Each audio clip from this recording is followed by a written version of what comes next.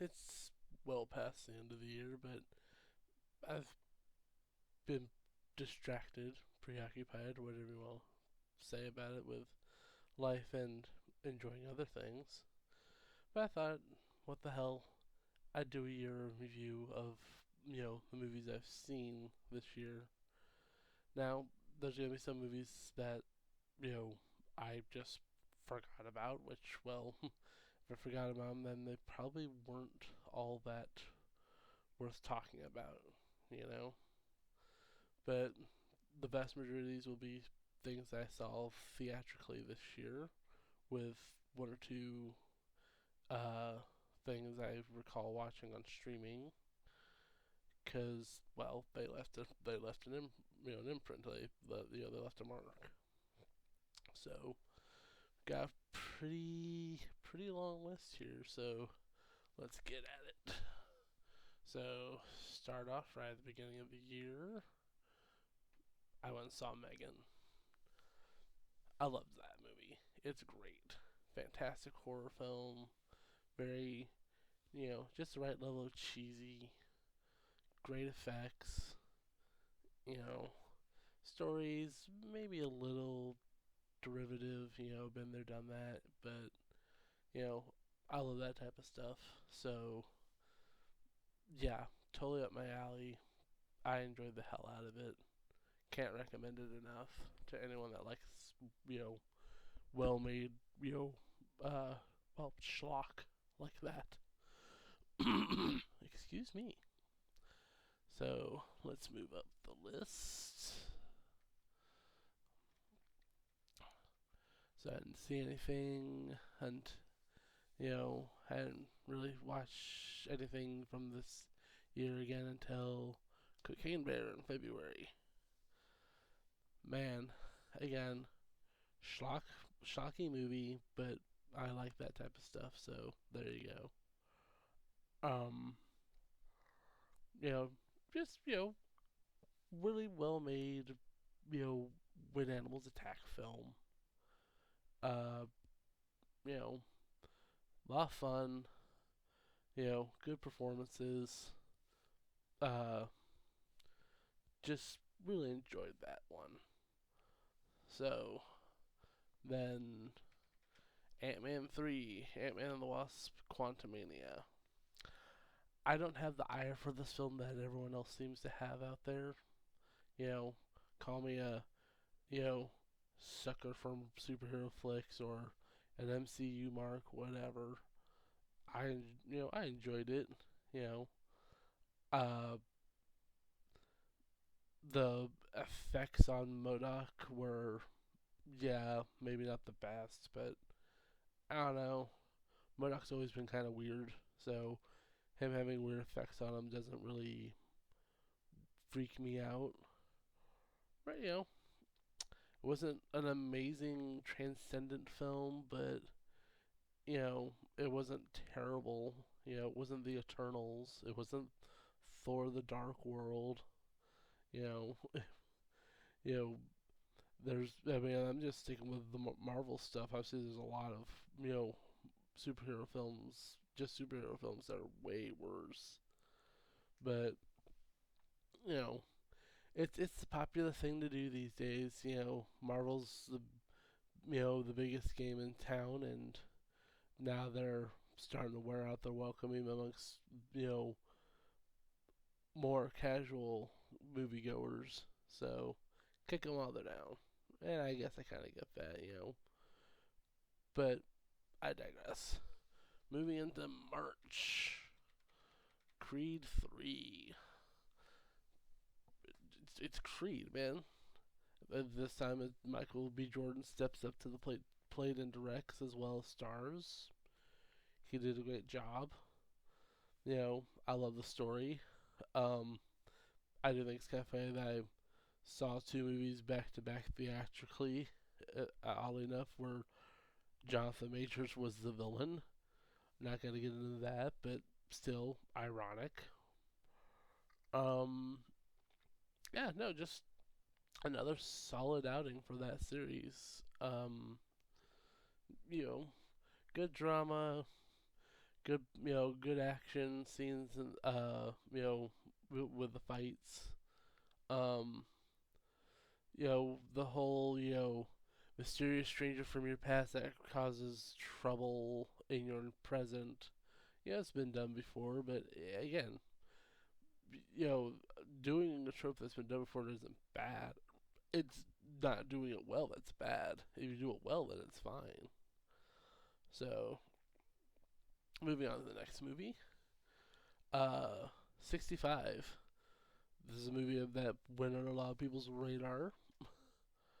Um, it's that, you remember, it's that one movie where Adam Driver fights dinosaurs with futuristic weaponry because he accidentally time traveled. Um, pretty fun survival, action movie. I don't really, I don't know if necessarily it's a horror film. It has horror elements for sure, but you know, obviously he's kind of the only actor in the movie for the most part, so it's literally on him to carry it, and he does an admirable enough job. I enjoyed it pretty okay.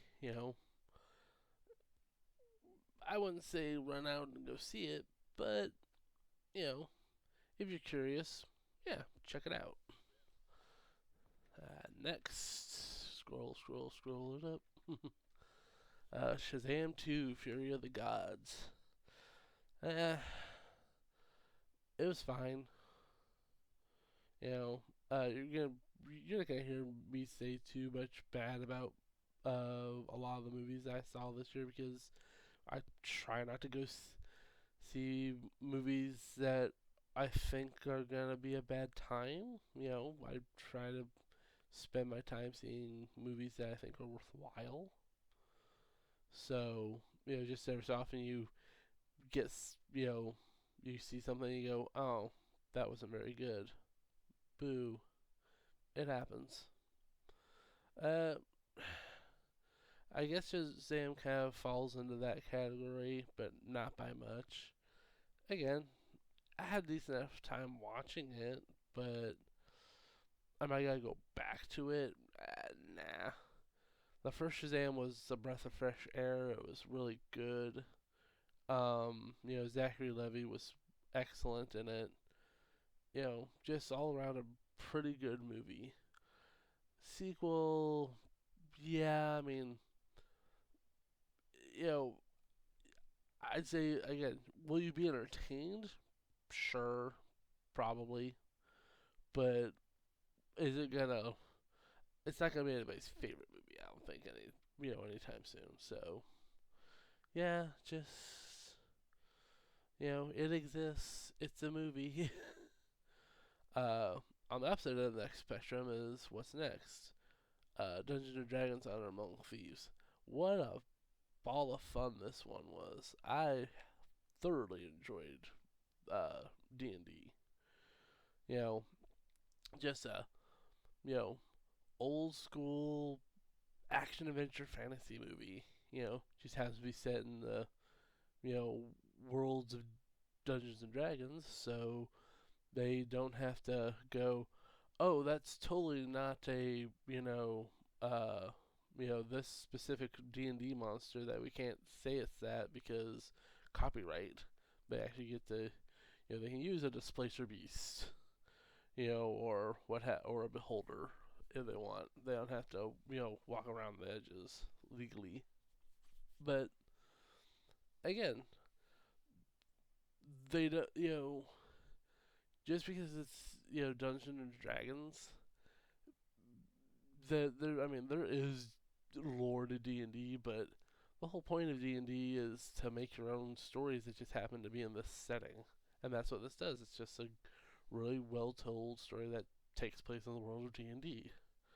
So, yeah, very entertaining, highly enjoyable, quite funny too, and great practical effects. Some of the best practical effects in a major motion picture that I've seen at least in a while. Like, there's a lot of stuff in that in any other production they would just CGI'd it and not thought a thing of it. But no, there's a lot of prosthetics, makeup, puppets. And the CG's left for stuff that you kind of it just makes more sense to do it. Like you know, could you do a giant dragon with puppetry and like old school effects? Sure, it won't look that great today, but unless you worked really hard. But it's just easier to use CG. So yeah, but no, really, really good movie, fantastic stuff. All right, on to one of the biggest hits of the year, the Mario Brothers movie. Eh, I want to be the guy that sits there and goes, you know, you know, it's just okay, but there's that inner video game player part of me that goes, finally, someone nailed it too. Even though it is really a pretty safe movie, it's pretty by the numbers. Let's be square. But you know what? That when we're doing video game adaptations here, doing something that's by the numbers and safe, but easy to you know do well, or at least okay. I'd take that than someone that's going we're gonna do this but do it bad. You know, so yeah. Um, cast was good. I like Seth Rogen as Donkey Kong. I think he makes for pretty good Donkey Kong. Jack Black was interesting casting as Bowser. Chris Pratt was fine. You know, I I'm still rather have Charles Martinet, but eh, considering they just retired him this year, I kind of understand. They wanna, you know, they don't want to be, stuck trying to do him, and who knows, maybe they couldn't use him for that because doing the Mario voice for that long is stressful on his cords. Who knows? But again, fine movie. Pretty damn entertaining. Very colorful film. Even by family kids movie standards, pretty colorful. So, yeah, pretty good. Here we go. One of the surprise one getting into the surprise round here now in April. Um, Renfield, the Nicolas Cage's Dracula movie, and Nicholas Hoult as the title character. Just again, really fun, very wickedly comedic. You know, it's an R-rated Dracula movie, and it leans hard on that R. So it's gonna have some really offbeat humor. Um, but yeah, no, I enjoyed it a whole lot. I highly recommend it. I think the only reason I haven't picked it up yet is because Universal has this really bad knack of releasing stuff on Blu-ray and then releasing the 4K. You know, months, a year later. It's like, why? Stop that, please. But yeah, so when it comes out on 4K, I'll probably pick it up. Let's see. Now we're on to Evil Dead Rise. You know, I love Evil Dead as much as anyone else, really, and this was a pretty decent, Evil Dead movie. It had plenty of good scares. It was uncomfortable. I mean, it's a follow up to the Evil Dead remake that came out years ago. Yeesh. But you know, uh, yeah, solid entry. Very gory. Very has a little campiness to it, which it's Evil Dead. Campiness is in its DNA. So, I mean, not again. I was glad to be I was glad to be pleasantly surprised by it. Now, probably one of the biggest surprises of the year for me, Sisu. Sisu is so good. I mean, you can't go wrong with a Nazi revenge flick, you know, as far as I'm concerned, you know. Because even if it's not the best movie, it's always entertaining watching Nazis get decimated, shredded, killed, torn to shreds, etc. It's always a blast, literally in this case. There's some pretty creative ways that they've you know knocked some of these Aryan scum out. Uh, you know, I mean, especially with the way that you know the movie has chapters, and the way that the title of each chapter is fonted. It's like, oh yeah, we're definitely in the Tarantino school of filmmaking here, which is, of course, he's inspired by all sorts of stuff, but you know that's the easiest way to communicate it. But yeah, no, very fun movie. Very much enjoyed that. All right, on to Guardians of the Galaxy Volume 3. Really satisfying ending to that trilogy. And it also works as a good coda to uh, the MCU movies up through Endgame. You know, uh, because I mean, even I'll admit that post Endgame MCU has been rocky to say the least. Because whereas everything before that was pretty, what's the word I'm looking for here? Had a pretty good average. There was only a handful of the projects, movies, or whatever that were not were really not that good. Whereas post Endgame, because of production issues, because of the pandemic and all that stuff, you know, it's led to a less a lower batting average. Some of the stuff has gone over pretty well. Some other stuff not so much. You know, Again, going with Ant-Man 3. While I enjoyed it, a lot of people didn't. You know, but I find that most people enjoyed Guardians because James Gunn's a master. So yeah, no, really good. Love the focus on Rocket because Rocket's such a great character. And I'm glad that even though he's in a coma for most of the movie, it's still centered on him because through flashbacks. And we finally get to see his origin and all that stuff, and it does get a little cheesy, like a little over the top on the dramatics, but you know what, it's fine. All right, now to the double dip of Drek, cause I got dragged to see the following two films. I didn't go see them on my own because I had no interest in seeing them. So right there, I'm not really interested in seeing them. So my opinion's not exactly high to begin with. But maybe I'll be surprised. But I wasn't. First off, The Little Mermaid. Okay, on principle, I don't like live action remakes of animated fare.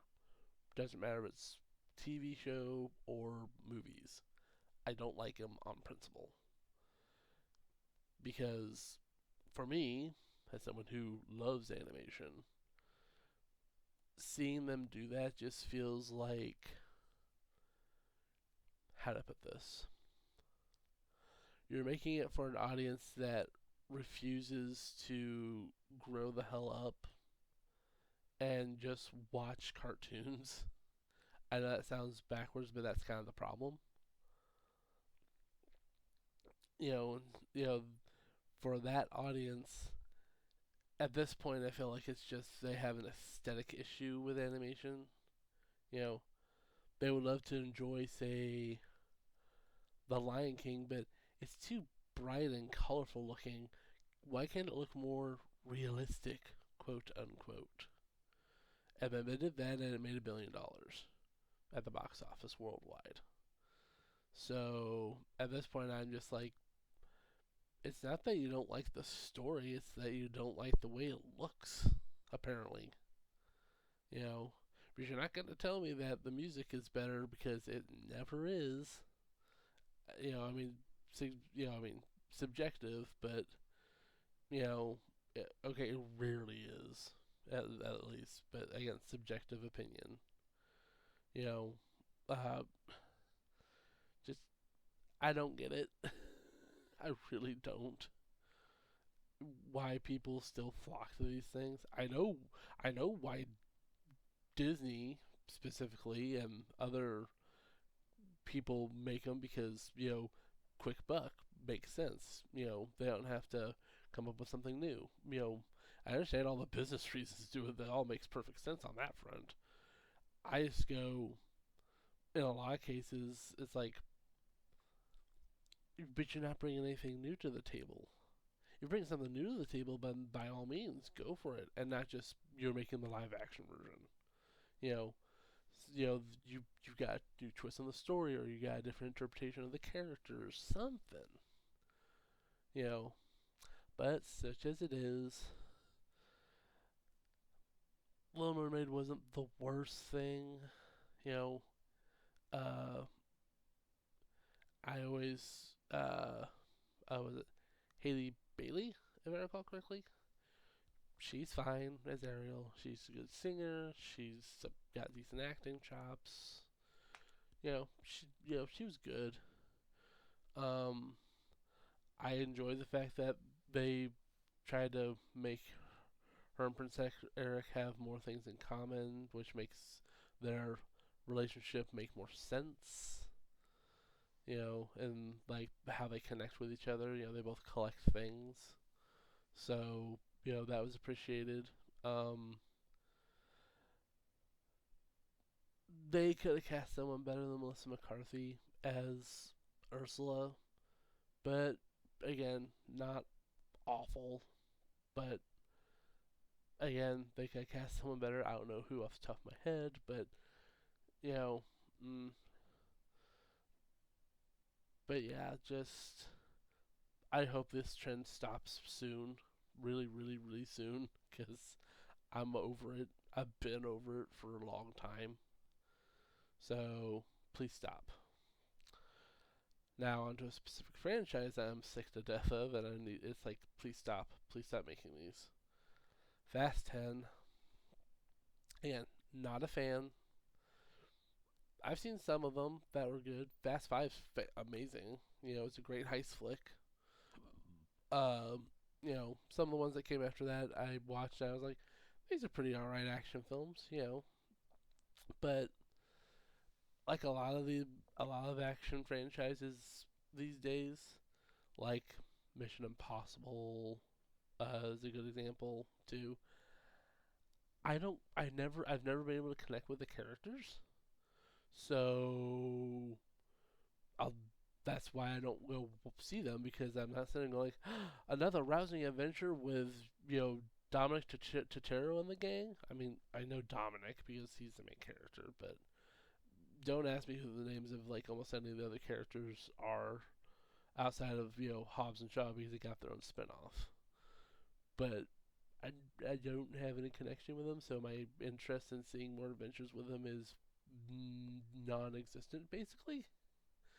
You know, I mean, just like with Mission Impossible series, Tom Cruise plays Ethan Hunt, and uh, is it Nick? Yeah, Nick Frost. Nick Frost plays that one tech guy that's in a lot of them, and Ving Rhames is in all of them as a supporting character. But I think I remember the actors. I don't remember the characters, and that's a problem when you have a franchise with recurring characters and you can't remember the names of the characters. You know, to me at least. But uh, but I'll give some credit. Some of the action scenes were pretty okay. The whole chase scene through Italy with the rolling bomb, that was pretty cool. You know, Jason Momoa kills every scene he's in. He's fantastic. You know, same thing with Cena's subplot with him and his character's nephew. Those scenes were all, they got me through it at least. But yeah, just yeah. If you like the Fast movies, by all means, you'll probably enjoy Fast 10. You know, but like I said, just not into it.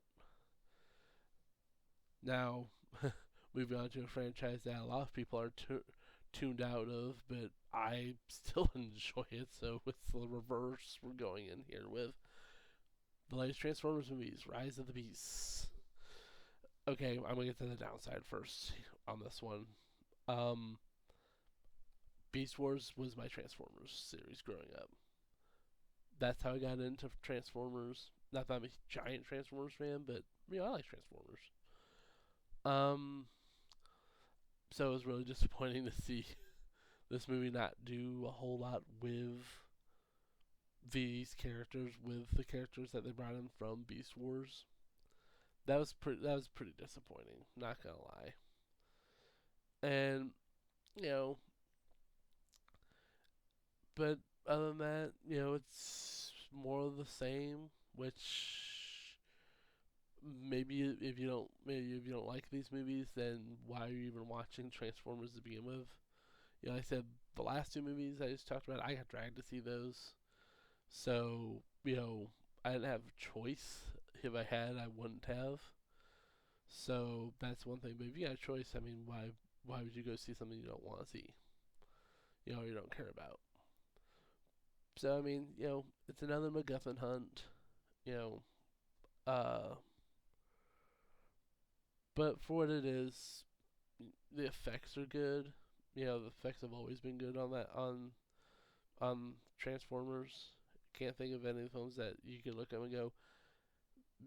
I mean, they're polluted a fair bit. That makes them a little hard to see what's going on sometimes. But I could never honestly say that any of the Transformers live action movies have looked bad effects wise. You um, uh, the main human character, uh, he's fine. You know, he's not as good as Haley Steinfeld and Bumblebee, but that's Haley Steinfeld, so that's not fair. She's amazing in like everything that I've ever seen her in, at least. She's a great talent. Um, but I mean, he's fine. I at least feel enough for his plight. I'm not saying going like, okay, get the humans off the screen. I'm here for the Transformers. It helps that he's pretty much around the Transformers all the time. So yeah, it's not like you know with the Michael Bay movies where you had this whole sections of the movie where it's just the human characters. It's like the movie's called Transformers. Where the hell are the title characters? Um, Spoiler alert, but I can't talk about this film without talking about this specific point. It's not huge. It's not the biggest spoiler, but I still feel I should point it out anyways. So, you know, skip ahead like a few minutes if you don't want to hear me say this, but through most of the movie, Bumblebee is out of commission. He's dead, quote unquote. But come on, he's Bumblebee. We know he's gonna come back. This part of the movie where Bumblebee comes back into the action to help turn the tide of the big final battle and the needle drop comes in, and it's Mama Said Knock You Out, put the biggest, dumbest grin on my face. Just, I don't know. It clicked with me. I was just like, it does everything right. Almost all the sound effects stop, the music stops. You know, this transformer that can turn into this, you know, huge plane has Bumblebee in him. You know, the the back opens up.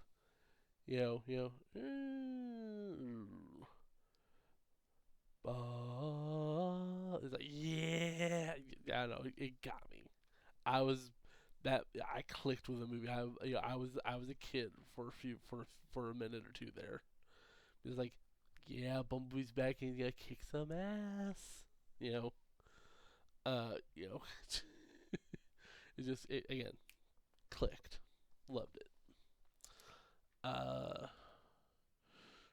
Moving on, we got The Machine, which apparently is inspired by a true story of this comedian who went on a crazy Russian rampage of, well, party rampage of sorts, and this movie is the fiction half of it, where it comes back to bite him in the ass.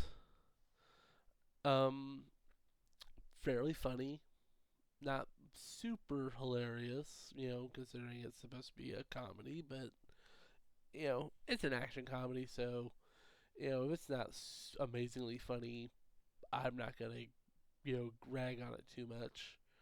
Um, I'll be square. I went and saw this because Mark Hamill is a supporting cast member, and I love Mark Hamill, and he did his job great. He was pretty damn funny. Action solid as hell. There's a lot of the action scenes are pretty intriguing, or at least interesting. Uh, you know, Pretty good story. You know, there's some good redemption in it, and you know, some villains that just get what's coming to them. So yeah, pretty entertaining flick. Definitely overlooked, I think, by a fair amount out there. I'd say give it a look. Um, on the subject of overlooked movies, moving on, The Boogeyman, based off a Stephen King sonnet, short story, whatever. It's not one of his books. Um, I really dug this film. I now I keep saying it, but I don't go on my way to see movies that I'm on the fence or questionable about too much. You know, Sometimes I do, but I don't go. Well, that movie looks like trash. I'll be sure to see it. I don't roll that way. Um, but yeah, very effective back to basics horror film. You know, Again, doesn't reinvent the wheel, just drives it really well. Um, uh, the sub the well, I don't know if it's the subplot maybe, but yeah, I guess it would be the whole subplot with you know the father who's he's a psychiatrist, but he can't see that he's from a psychiatric standpoint he's doing bad by his daughters by not talking about the issues that they have with his wife and their mom passing, and just letting that you know fester, as it were. Yeah, that's a little like, really? You think as a psychiatrist you'd know better, but you know, just because you can be a good psychiatrist doesn't mean you're good at psychoanalyzing yourself, I guess. But other than that kind of nitpick, again, pretty good scares. The creature, the boogeyman in question, is very interesting. Um, yeah, no, again, pretty well made horror film. I enjoyed it. All right, here we go. One of the the, one of the other big hits this year, Spider-Man Across the Spider-Verse. Do I really have to go into this one? This is one of those movies I think everyone agrees is fantastic, like across the board. You know, the art is the art of it hits even harder than the first one, which is saying something. You know, uh, the story's pretty good. Um, pardon me. You know, the only thing is, like with a lot of people out there, I'm kind of sitting here waiting for the other shoe to drop, as it were, and not in a bad way. It's just that this is part one of two here. Well, it's part two of three, I guess, actually.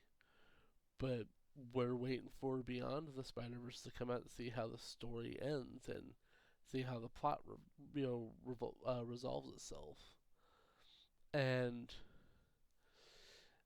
like a lot of other people out there, if it sticks to the landing, then yeah, across and beyond the Spider Verse might be the best superhero film slash films ever made. You know, or definitely in the conversation.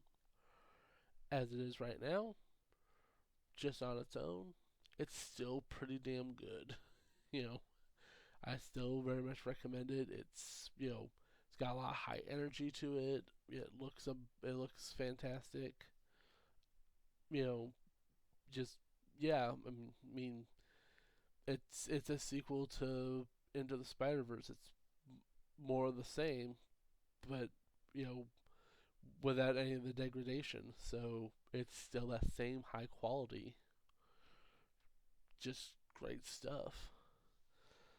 All right, now we're going back into surprise territory. You know, with The Blackening. I This is a really funny movie. This is a really funny movie. Um, it's a horror spoof movie, and man, this is spoofs need to come back and be more like this. I've seen a lot of people compare this movie to the scary movie franchise because it's a horror spoof that has a predominantly or all black cast. That is a did you hate The Blackening? Did what did The Blackening ever do to you that was so cruel and harsh as to compare it to the scary movie franchise? Don't do that. That's a huge discredit to this film. No, this is more in line to me with more like you know Mel Brooks parody movies. You know, it respects the material, it loves the material, but it's gonna take the piss out of it too. Um,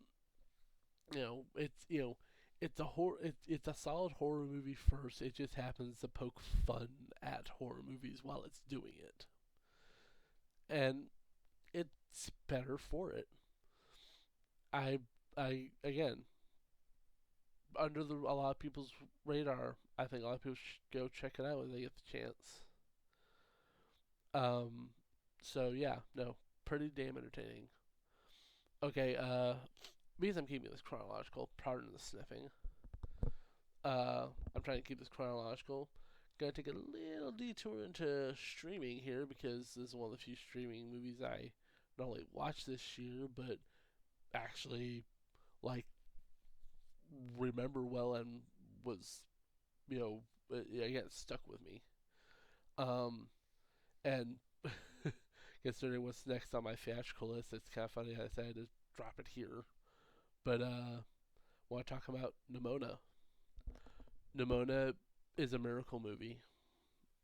Not so much because it's so good, although it is pretty good. The fact that it exists at all is a miracle. You know, it was being made by Blue Sky Studios, which was at the time uh, owned by 20th Century Fox. But in the middle of production, Fox sold all their entertainment assets to Disney. Disney being Disney, you know, they have so many animation houses as it is. They don't need another one. So in the middle of production, they closed Blue Sky down, which was a damn shame because the previous film, Spies in Disguise, was actually pretty good. It had a couple flaws. Yeah, that kept it from being great, but nothing that made it bad. It's just like after cranking out the Ice Age movies for years with a couple of other notable films in between, like the Peanuts movie and Robots, that at least to me, amongst others. You know, but with Spies in Disguise, I was like, okay, this isn't the best thing ever, but this is a step in the right direction. If they keep going at this pace, this direction, Blue Sky could be really great. And then they closed. But Disney decided to let them shop Nimona around since it was almost done. Anyways, they shopped around. Netflix picked it up. They finished the flick as best they could, at least, and it dropped on Netflix. And Nimona's pretty damn cool. It's a cool movie. It has some incredibly fluid animation. The story's interesting. The setting is interesting. It's pretty progressive. So if you're not very progressive, maybe you probably won't care for it. But yeah, you know, the only thing I can really say negative about it is it kind of falls apart a little in the third act. Not enough to be a huge detriment, but the first two acts are definitely the stronger than the finale. And depending on how you look at it, the animation isn't the most detailed. So I mean, if you're coming from watching a big studio release that or something like that, the latest Pixar movie or DreamWorks or something like that, yeah, it's gonna look a little unfinished. But again, considering the story of the making of the movie, I'm willing to forgive that a little bit. Like I said, just the fact that it exists on. Plus, the less detailed look, I think kind of lends it a bit of a unique, characteristic of unique look. So I'm cool with that. Not everything has to have realistic water effects and fur that moves perfectly in the wind and perfect physics and all that. You know, let it be more stylistic. Like that. I'm cool with that. So, ironically, I bring that up just as we get to the next movie I saw this year, Elemental. Man, did this movie have a journey. Not so much getting made as much as it is came out, bombed at the box office on its opening weekend, one of the worst openings for a Pixar movie ever. But it found its audience. It stayed in there. You know, it pulled a Rocky. It went the distance, Adrian. You know, I mean, and it became a fairly modest success. You know, so I mean, bravo. Word of mouth, you helped it out a whole lot.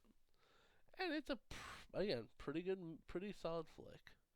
Um, the look is great. I love the way the characters are designed and the way they're animated, especially the fire people. They look really cool. Um, the integration of how the world's set up, because it is very much inspired by Zootopia. Like, there's no denying that it wasn't. But Zootopia, that world felt a lot more well thought out. This one, not so much. Now, part of that is, you know, in the story, because, you know, air, water, and earth people can kind of mingle together okay, but how do fire people mingle around, especially like if you go to the water district, like that's you're putting your life in danger. Whereas air people and earth people can go in there, it's not a problem, and vice versa. You go in the wind district, you probably get yourself blown out of existence if you're a fire person. So, yeah, I mean, so yeah, some of the logic kind of makes you go, wait a minute, but eh, I'm kind of rolling on vibes on this movie, and I enjoyed the vibes. Not Pixar's best by any stretch of the imagination, but it's enjoyable. I liked it. Now we enter the controversy zone for multiple reasons, but more specifically because I enjoyed this film too. The Flash. Yeah, I like The Flash. Bite me. It it was just entertaining. You know, yes, Ezra Miller is a monster. Yes, using the various actors' likenesses during the climax is so not right. But I overall enjoyed the movie. I thought it was pretty entertaining overall. Um, you know, Ezra's performance was pretty good stuff. Well, older Barry was. I can see where a lot of people hated younger Barry because making a character that's annoying on purpose is a fine line because you gotta ride that line between making them annoying to the people in the story, but not so annoying that the audience hates him or them, whatever. And I wasn't quite as annoyed as a lot of other people are by younger Barry, but yeah, again, that's a really fine line that you ride when making a character like that. Michael Keaton as Batman's, fine. You know, I don't have much issue with them, making his CGI double for the action scenes, and that's not how his bat suit moves like do. Of course, it isn't. They're using CGI to make it to where he can actually turn his head. You know, so who cares? I mean, outside of diehards or purists, but he's good. Uh, it's escaping me right now, but the actress that they got to play Supergirl, basically, she was pretty good. Um, yeah, like I said, it's pretty alright flick. Don't think it. I don't think it deserves quite as much of the hate as it's gotten. Um, but I totally understand why people didn't like it for the reasons I acknowledged earlier, and then just didn't like it. Just putting those factors aside, just didn't like the movie. So that's fine. Moving on. Pardon me. Uh, No Hard Feelings. Pretty entertaining romantic comedy. You know. Uh,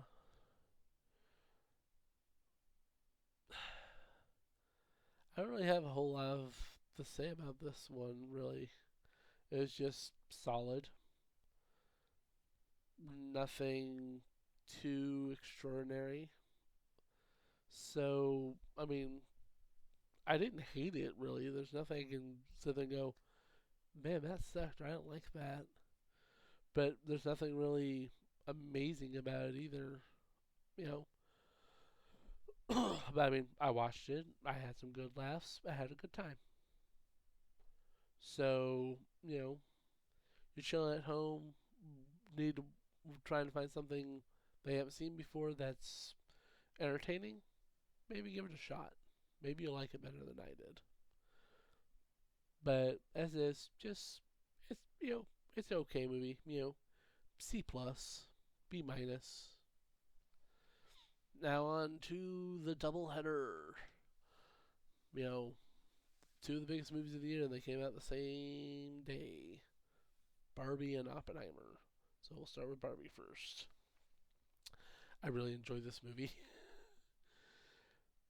Barbie is the exact type of film I expect from Warner Brothers.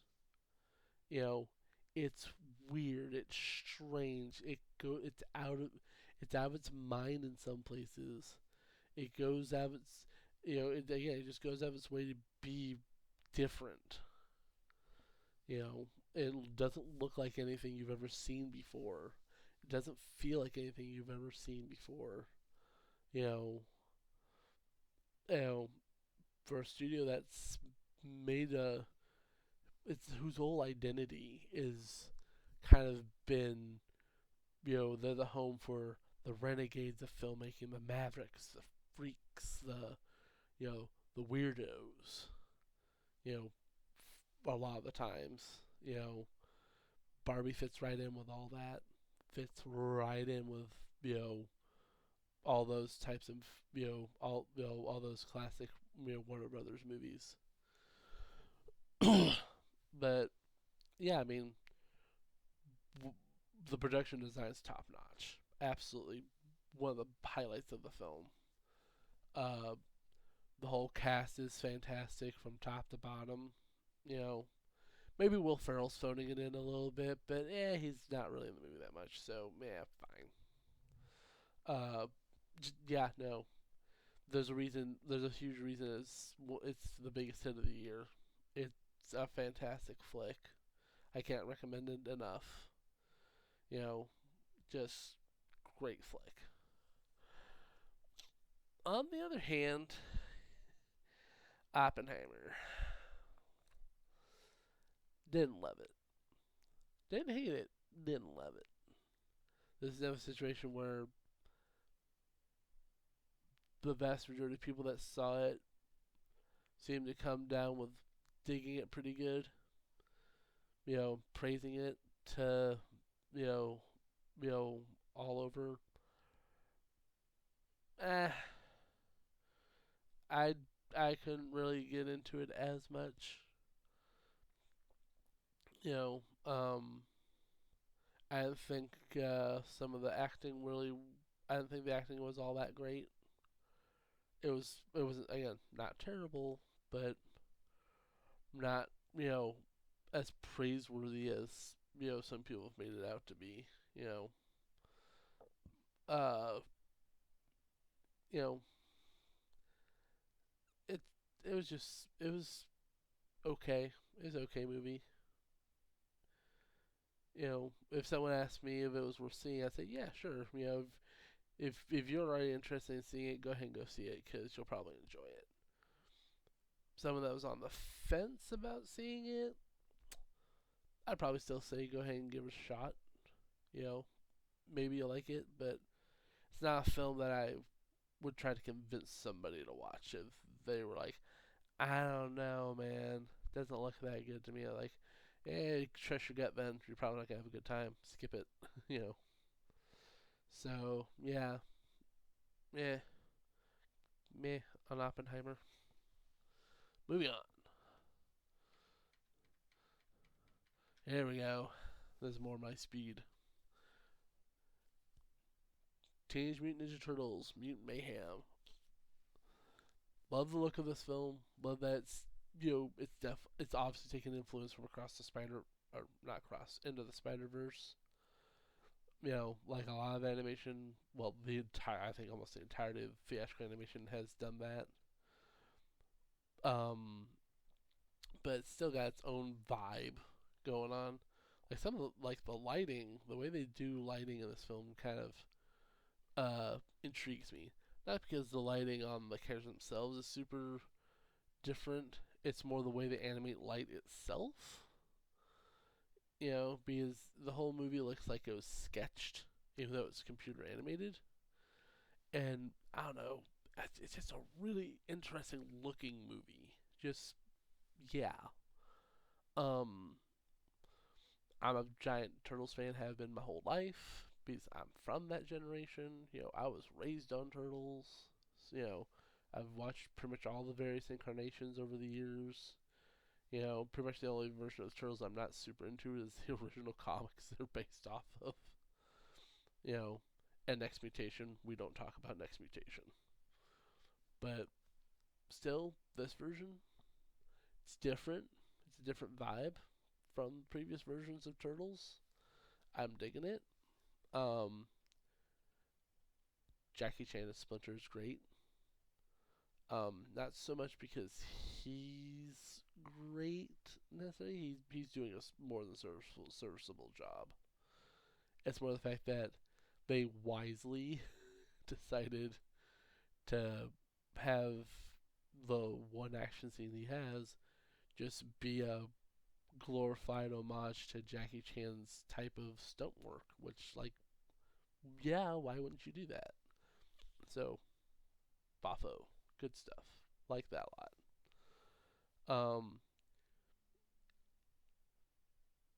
I connected with the humor, but I'm also on the younger end of the spectrum ish, kind of. So maybe the humor doesn't connect with some older members of the audience. I don't know. Um, one thing that talk one thing that did put a big grin on my face though was again, needle drop moment. Funny, two of my favorite moments from in film this year were both needle drop moments, both from franchise films from Paramount. Go figure. But there's a bit in the movie where a remix version of the song "What's Going On" by Four Non Blondes plays. And for me, as someone who's been a denizen of the internet for as long as I have, I know exactly where this remix came from. So I was just stunned and kind of giddy that this specific version of that song was in a major Hollywood film in any year. It's like, is this really happening? Am I hallucinating this moment right now? What the hell? What's going on? Seriously, what is going on? Um, I do appreciate the fact that even though there's a laundry list of celebrities that have voice roles in this movie, none of them really phoned it in. I mean, Jackie Chan's doing good work as Splinter. Uh, you know, Seth Rogen, what few lines he has as Bebop. I mean, it's Seth Rogen, but I mean, he's fine. Uh, yeah, it doesn't feel like anyone's phoning it in much, and maybe that has to do with the fact that, like I said, most of them don't really have that many lines, so there's less chance to analyze it just while you're watching the movie. So I don't know, but I appreciate that as an animation fan. That it's not just oh, it's Actor X and they're just themselves. Woo. I'm not a fan of that. Act, damn you. That's what you're paid to do. Moving on. Blue Beetle. Yeah, I I saw every DC movie that came out this year, so spoilers for when we get to Aquaman, I guess. Go figure. But all the DC movies interested me this year for once. Blue Beetle was a solid movie. You know, everything fell into place for it, honestly. Good effects, all the cast members are good. Good story. Um, you know, I've always enjoyed the character of Jaime Reyes from the comics and the various adaptations that he's had over the years in like animation and all that. Um, but yeah, no, just a really solid B plus superhero film here. You know, uh, hold on, let me, uh, damn it, George Lopez. I was like, what's the actor's name? George Lopez is really good in this. I didn't even know he was in it when I went to go see it. And yeah, he's a joy. His character is really fun. Again, the whole movie's fun. Uh, yeah, just you know, I can't say go see Blue Beetle. Oh my God, you're not gonna believe how good it is. But yeah, again, if it's something that you kind of fancy anyways, you're not sick of superheroes yet, this is probably one of the better entries to go give a whirl. Yeah. Scrolling up. Here we go. Haha. Last Voyage of the Demeter. Damn, this was excellent. Really excellent. For the people that don't know what this movie's about, it is. Man, this is such a weird thing. It's an adaptation of a chapter of the original Dracula book, Bram Stoker's Dracula. In the book, this of the story is kind of glossed over because it's sort of a matter of fact. You know, that, you know, Dracula goes from Transylvania to London. This is the story of the poor crew that got stuck on that journey. So think about this. You're on a boat. It's, you know, what, the late 1800s, 1700s, whatever. I forget when the story of Dracula takes place, but let's just say 1800s at any rate. And you're stuck out in the middle of the sea with not just a vampire, Dracula. That's terrifying. And the design for Dracula in this movie is pretty horrific. He's pretty monstrous. Um, but yeah, I mean,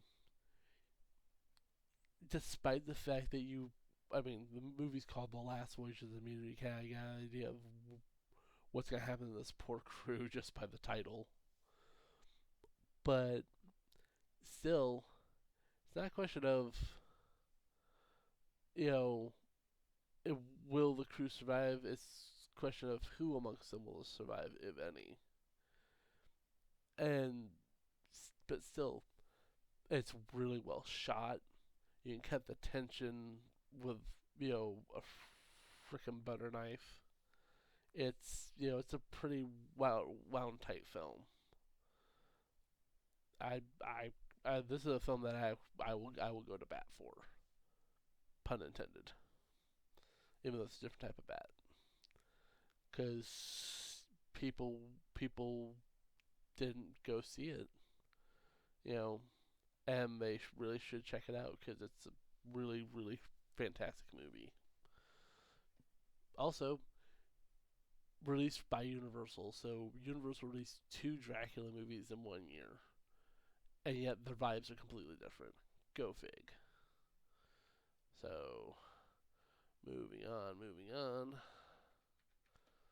Uh, what was the name of this movie?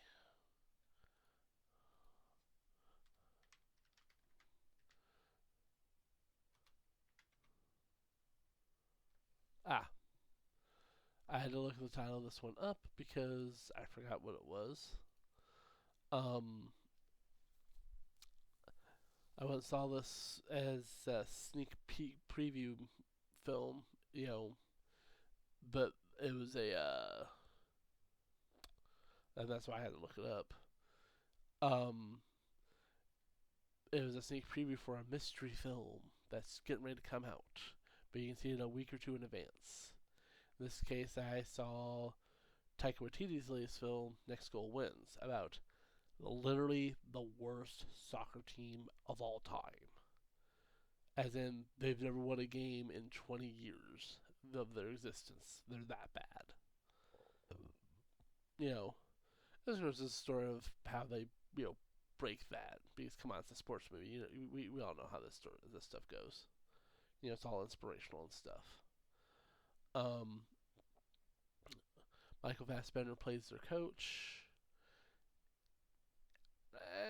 Not much to say. It's pretty funny. You know, I mean, unless you really, I mean, if you don't like Taika's type of humor, then okay, maybe not so much. But you know, it's still pretty funny overall. You know, Fassbender is fantastic as usual. That dude don't miss. Um, you know, I guess the only thing is, do you hate soccer? I guess you know, like to, you know, in which case, obviously, why are you watching a soccer movie? Me, I like sports movies. The sport is irrelevant because the tropes are the same. So, for the most part, but yeah, you know, pretty funny movie. Yeah. All right, back into the divisive zone. The Marvels. It's okay. It's not the it's not the worst Marvel movie ever made. I don't know how anything ever is gonna be worse than the Eternals. That movie was that movie was trash, just complete trash. Marvel's it's fine, you know, not even remotely one of the best ones. Matter of fact, I even say it's below the overall Marvel batting average, but par for the course for it is kind of par for the course for current Marvel. But I guess, like I said, that's why a lot of people don't really care for the current run of movies because the batting average has lowered. You know, they're not pumping out movies that are as good as they were, combined with people just being sick of them, like I said earlier. So, but you know, I thought the actress that plays Kamala, she carried the movie. She's great. I've never had any issue with Brie Larson. I still think she makes a pretty good Carol Danvers for the, especially for the character that they're trying to pull off with her. You know, because I mean, if you've ever watched Brie Larson in other movies and or seen her like in public, well, public, seen her like do interviews and stuff, she's pretty plucky. She's pretty energetic. She's not the stoic woman that Carol is. So the fact that she's, you know, doing her job as an actor and trying to doing a good job as being someone that she normally doesn't act like. I mean, she's doing a pretty decent job, I'd say. Just certain people out there don't like that, but whatever. Yeah, I mean, it's fine. You know, I'd probably say the only sin it really has going against it, and this is true of a lot of other Marvel movies too, you know, across the board, the villain is just forgettable. Completely forgettable. You know, it's like, oh yeah. Meh. Alright, on to the final two films. Oh, wait, no, final three. My bad. So we're in December now. Godzilla Minus One.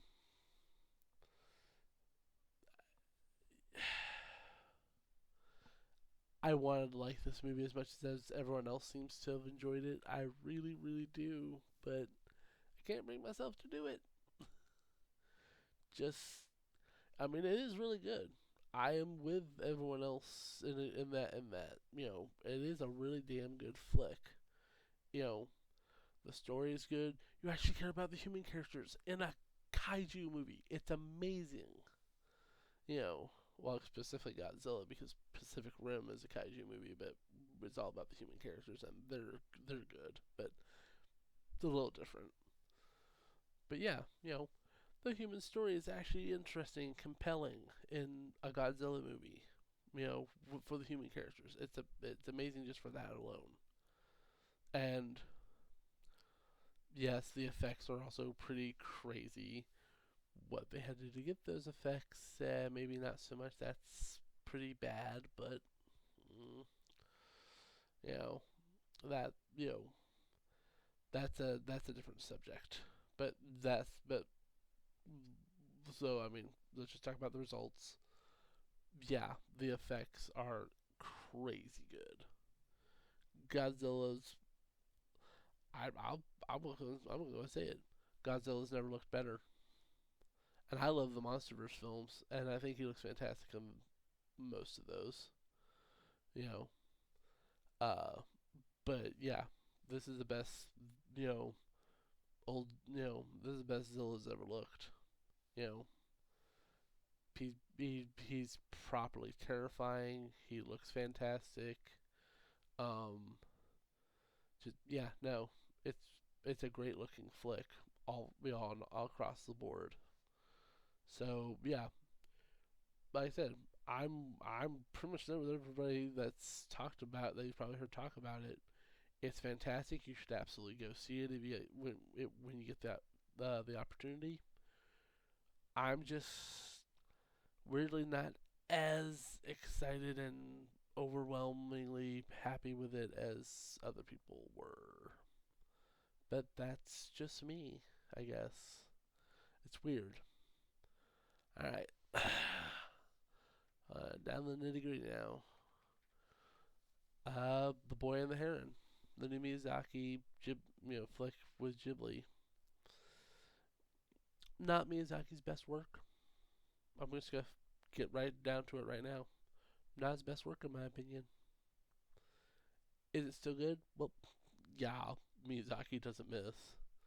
I can I can I dare you to find a movie where he misses because good luck. You know, Hayao Miyazaki miss. Come on. You know, Goro that's Goro misses all day, but I digress. But yeah, not his best work in my opinion. It's a beautiful film to look at, but pretty much all his films are. That kind of goes without saying, I think.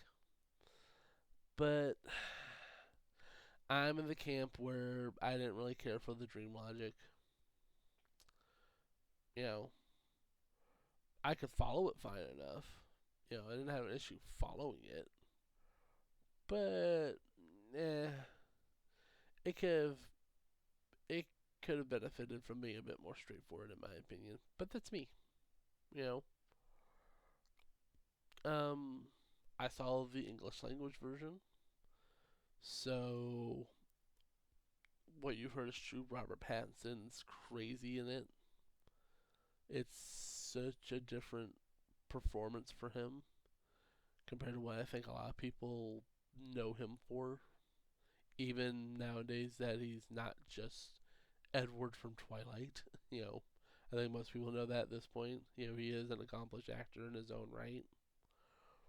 Um, but it's still a very different performance from him, and he's great. He's fantastic. Um, I mean, it's worth seeing. I'd definitely say it's worth seeing, but you know, yeah, not not not one of Miyazaki's best to me.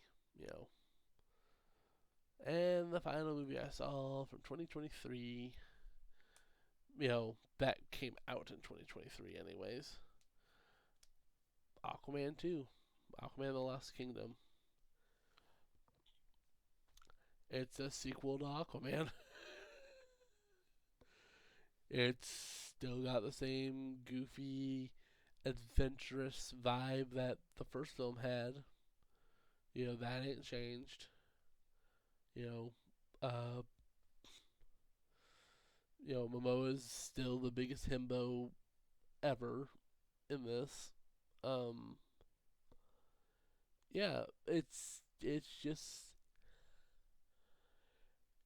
it's it's like a feature length Saturday morning serial. Well, not Saturday morning, but yeah, it's like a feature length theatrical serial from way back when. It's big, it's silly, it's goofy, it's got all sorts of preposterous things going on. Like a comic book movie should, in my opinion. Well, superhero comic book movies, anyways. You uh, it's tons of fun and adventure and you know all that fun stuff. It's a real gas. I enjoyed it a lot. You know, I like these type of films. Stuff like stuff like this, stuff like uh Jungle Cruise, which I thought was really underrated as well. Uh, I like that type of stuff. So this tickles me pink. So yeah, that's at least my year in review as far as what came out this year. That you know I can recall. Like I said, there's probably one or two streaming movies that I saw that I just don't remember watching. Which, if I don't remember watching them, means they didn't leave a very big impact on me. So no need to talk about them. Um, yeah. Uh, Zendemoto is the only one that really stuck with me. Uh, Hence why I brought it up. Um, Also, I saw a bunch of other movies this year that I'd never seen before, but those movies were not from 2023. That's a video for another day, I think. But anyways, just felt like getting my thoughts out on 2023's films that I saw. Just I don't know because I did. I felt like it. So see you guys on the flip side. Maybe I'll try to make this a more regular thing and all that. Maybe that'll be my new Tuesday night ritual. So until the next time, so long, farewell, auf Wiedersehen, and adieu.